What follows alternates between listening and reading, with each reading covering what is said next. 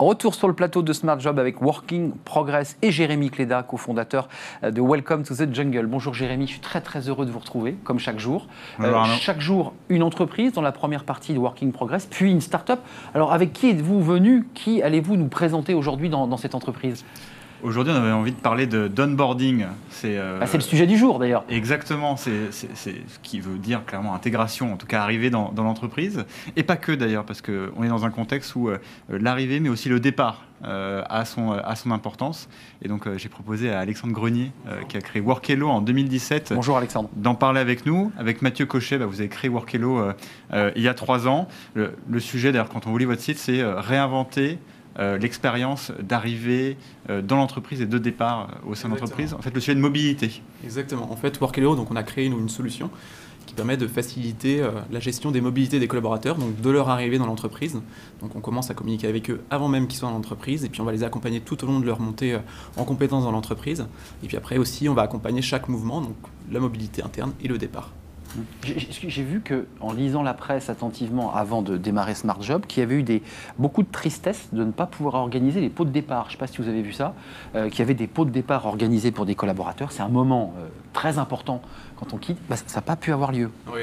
On l'a fait en virtuel. Il y a quelques petites astuces, des apéros sur différents sites de vidéoconférences en effet qui ont pu être mis en place, mais c'est vrai que les gens avaient quand même besoin de se retrouver aussi, et donc là le déconfinement a amené ce besoin. Mais justement, vous êtes un peu en plein dans le sujet, parce que le but aussi, je pense, d'une partie de Workello, c'était de digitaliser ce qui était très fait en présentiel. Donc les gens arrivaient, on faisait tout à la main. Donc avec vous, on peut le faire en ligne, et même maintenant à distance, parce que j'imagine que là, les 3 derniers mois, toutes les entreprises ont dû transformer leur process, intégrer les gens à distance, et même d'ailleurs peut-être les faire partir aussi à distance. Comment vous avez pu les aider à gérer ça? Alors en fait, la digitalisation permet justement de gérer un grand nombre de tâches, du coup déjà de manière automatisée. Donc on va décharger déjà tous les RH, les managers, les guider aussi à travers des tickets restaurants, les fiches de paie, l'organisation, le RIB. Oui, la préparation, par exemple les relances pour collecter tous les documents administratifs. On va automatiser la préparation des différents éléments. Donc on va dire tiens, telle personne doit préparer tel élément, tel autre tel élément. On va cadencer automatiquement du contenu, on va donner des tâches à chacun. Et tout ça en fait, ça va être géré à travers un assistant virtuel en fait, et donc qui va pouvoir guider comme ça les différents acteurs. Et l'objectif après, c'est de l'autre côté collaborateur, lui, il vive une expérience qui soit optimale. Parce que c'est vrai que le onboarding, des fois des entreprises travaillent dessus.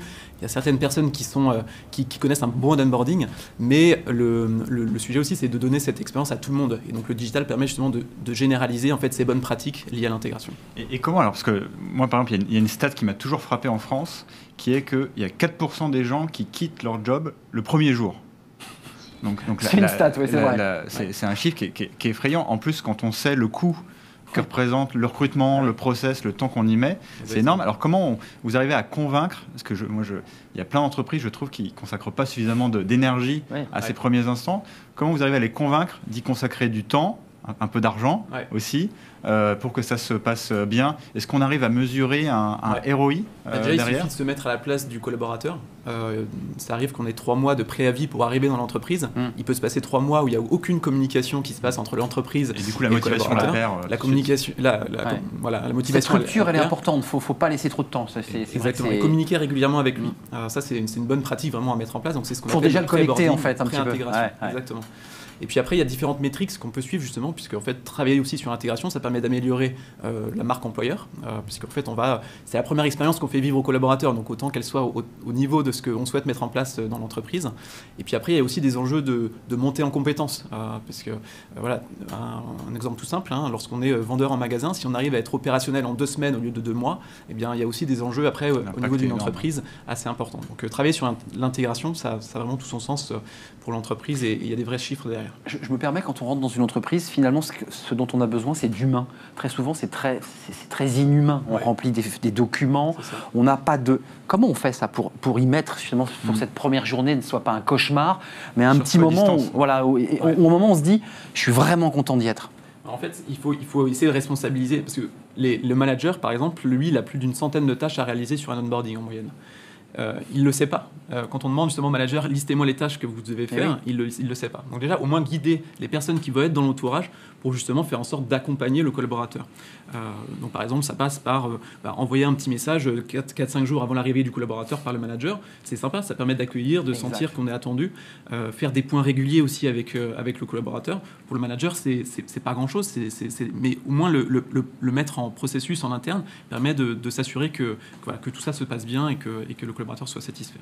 Et d'ailleurs, alors, dans ces petits détails, parce que je pense qu'il y a plein d'entreprises qui se posent la question, qu'est-ce qui est le plus plébiscité par les nouveaux arrivés? Qu'est-ce qui fait que, ils se sentent impliqués, bien intégrés et parce qu'on voit qu'après, l'impact, il est significatif. Alors, le pont il y a un premier niveau qui est de dire que, déjà, on va essayer de gérer toutes les, on va dire, frictions opérationnelles liées à l'administratif, la préparation de matériel. Déjà, ça, c'est le standard, c'est de la base, parce que c'est vrai qu'arriver dans l'entreprise et pas avoir son ordinateur, attendre quelques jours pour se connecter aux outils, c'est quand même... ça nous est tous arrivé. Ça nous est tous arrivé, mais c'est quand même une expérience qui n'est pas très positive, quoi. Et puis après, le deuxième niveau qui est attendu en fait autour de ça, c'est en fait vraiment le côté engagement. Donc là, le côté engagement, ça passe par de jouer avec le collaborateur sur par exemple les valeurs de l'entreprise, la vision. C'est un petit peu la gamification en fait de l'expérience où on va amener vraiment le collaborateur à rentrer dans l'entreprise de manière ludique, sympa, tout en rencontrant aussi ses collègues, parce que vous parliez tout à l'heure de l'humain justement, c'est clé. En complément du digital, l'onboarding, ça reste quand même de l'humain, du contact avec son équipe, les autres, et donc ça vraiment c'est clé. Enfin, Jérémy l'a évoqué, le télétravail pose quand même d'autres questions qui vont venir très concrètement se poser au manager. Comment on intègre quelqu'un dont on dit, pendant 4 jours, tu seras devant ton ordinateur et tu produiras, mais à distance. Comment on fait? Comment vous faites? Déjà, le digital prend tout son sens à ce moment-là. Mais après, sinon, il y a une certaine méthodologie où, en fait, il suffit de guider l'ensemble des acteurs, donner une vision claire, en fait, sur des plannings. Il suffit de, par exemple, dire aux collaborateurs ce sur quoi on va l'attendre sur cette semaine, quelles sont les différentes étapes, pousser du contenu régulièrement, des questionnaires, des éléments de feedback, de retour, d'expérience, etc.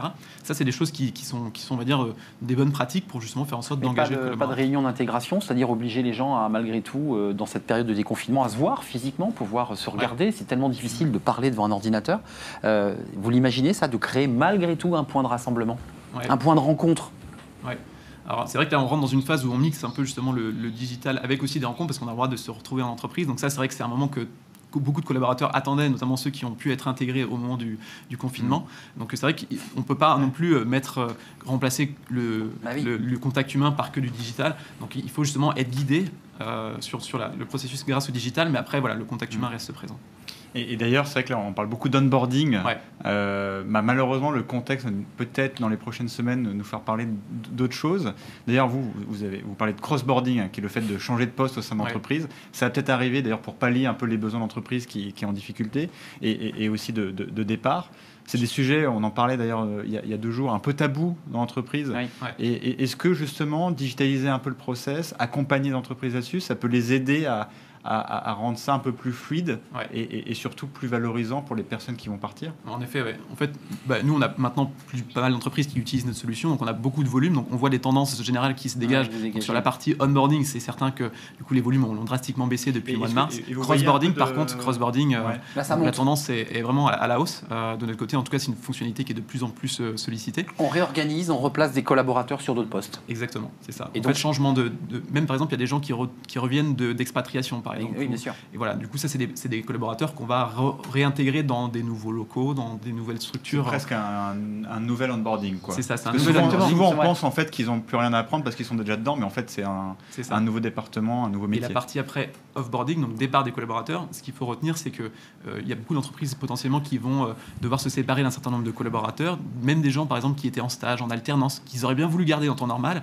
mais sur lesquels il y a besoin quand même de proposer une expérience de départ de l'entreprise qui soit au niveau de ce qu'on attend pour pouvoir potentiellement après les recontacter s'il y a de nouveaux postes qui s'ouvrent. Donc ça, c'est proposer une expérience, ça a du sens. Merci Alexandre Grenier, cofondateur CEO Workello. On a appris plein de mots. Alors vous qui nous regardez, vous les connaissez. Onboarding, cross-boarding, intégration ou réorganisation. C'est un sujet important. On en reparlera dans nos débats de Smart Job, cette question de l'onboarding. C'est un sujet très important vu le contexte. Merci Alexandre Grenier.